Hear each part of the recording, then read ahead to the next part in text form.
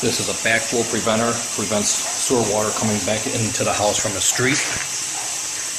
It goes through this flapper. The flapper opens, allows the water to go through.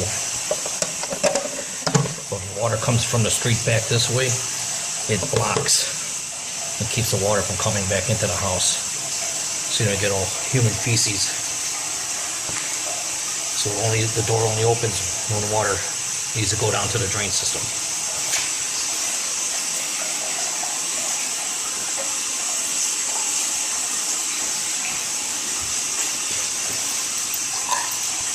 This is a little cleanup cap that they give you. It's only hand tighten. So later on, they'll leave something here with the cement so that you can get your hand down here to open this if you need to clean it out with a snake.